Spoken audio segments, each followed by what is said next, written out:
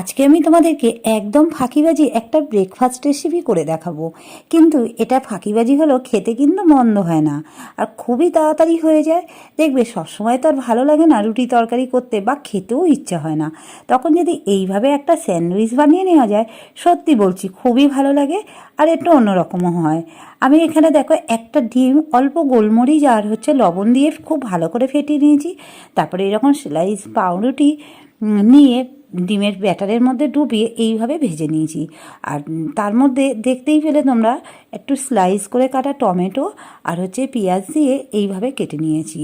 আর আমার এখানে একটা ডিমের মধ্যে 4খানা স্লাইস রুটি রেডি হয়ে যায়।